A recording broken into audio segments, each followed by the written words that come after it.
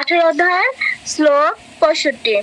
মনমনা ভব মদ ভক্ত মদ যাজে মাম নমস্কুরু মাম এব এষসি সত্যম তে পতিজানে প্রিয় প্রিয় ওষি মে।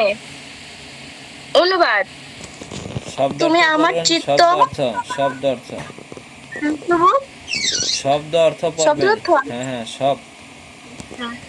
মনমনা মদ গত চিত্ত, ভব হত মদ ভক্ত আমার ভক্ত, মদ যাজে আমার পূজক, মাম আমাকে, নমস্কুরু নমস্কার করো, মাম আমাকে, এব অবশ্যই, এষসি প্রাপ্ত হবে, সত্যম সত্যই, তে আমার তোমার কাছে প্রতি জানে প্রতিজ্ঞা করছি, প্রিয় প্রিয় ওষি তুমি হও মে আমার। অনুবাদ: তুমি আমাকে চিত্ত অর্পণ করো, আমার ভক্ত হও, আমার পূজা করো এবং আমাকে নমস্কার করো, তাহলে তুমি আমাকে অবশ্যই প্রাপ্ত হবে। এর জন্যই আমি তোমার কাছে সত্য প্রতিজ্ঞা করছি, সত্য প্রতিজ্ঞা করছি, যেহেতু তুমি আমার অত্যন্ত প্রিয়। অনুবাদ: তত্ত্বজ্ঞানের গুণতম অংশ হচ্ছে শ্রীকৃষ্ণের শুদ্ধ ভক্ত হওয়া এবং সর্বদাই তার চিন্তা করে তার জন্য কর্ম সাধন করা। পেশাধারী ধ্যানী হওয়ার উচিত নয়, জীবনকে এমন ভাবে গড়ে তোলা উচিত যাতে সর্বক্ষণ শ্রীকৃষ্ণের কথা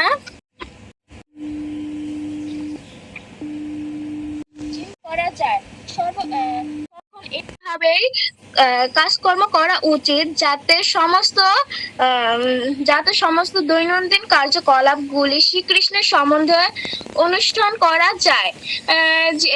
জীবনকে এমন ভাবে নিয়ন্ত্রিত করা উচিত যাদের দিনের মধ্যে 24 ঘন্টা শ্রীকৃষ্ণের এর কথা ছাড়া আর অন্য কোনো চিন্তায় উদ্ভব না হয়। ভগবান এখানে প্রতিশ্রুতি দিয়েছেন যে যিনি এভাবেই শুদ্ধ কৃষ্ণ ভাবনাময় লাভ করেছেন, তিনি অবশ্যই শ্রীকৃষ্ণের ধামে ফিরে যাবেন। সেখানে তিনি শ্রীকৃষ্ণের মুখোমুখি হয়ে তার সঙ্গ লাভ করতে পারবেন। তত্ত্বজ্ঞানী এই গিরোত্তম অংশটি অর্জুনকে বলা হয়েছে, কারণ তিনি ছিলেন শ্রীকৃষ্ণের অতি প্রিয়জন বন্ধু। অর্জুনের পদাঙ্ক অনুসরণ করে সকলে শ্রীকৃষ্ণের পরম বন্ধুত্বে পরিণত হতে পারেন এবং অর্জুনের মতো সার্থকতা অর্জন করতে পারেন। এই কথাগুলিতে শ্রীকৃষ্ণের রূপের মন একাগ্রত করার বিষয়ে গুরুত্ব আরোপ করা হয়েছে। যে রূপ তিনি দ্বিভুজ, মুরলীধর, শ্যাম সুন্দর গোপবালক, যার মুখমণ্ডল অপূর্ব শ্রীমণ্ডলিত এবং মাথায় যার ময়ূরের পালক।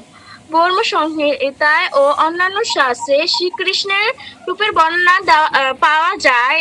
ভগবান আদি রূপ শ্রীকৃষ্ণের মনকে নিবদ্ধ করা উচিত। ভগবানের অন্যান্য রূপের অভিবিবেচনা করা উচিত নয়।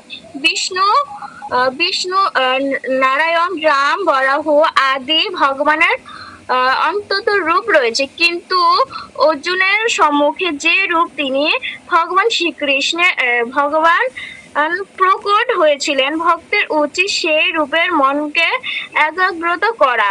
শ্রীকৃষ্ণের রূপ মনকে একাগ্রত করাই হচ্ছে তত্ত্বজ্ঞানের গুণতম অংশ এবং অর্জুনের কাছে ভগবান তা ব্যক্ত করেছিলেন, কারণ অর্জুন কারণ অর্জুন হচ্ছে ভগবানের সবচেয়ে প্রিয় বন্ধু।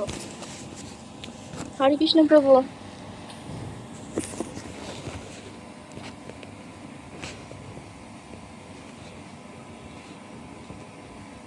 হরে কৃষ্ণ প্রভু।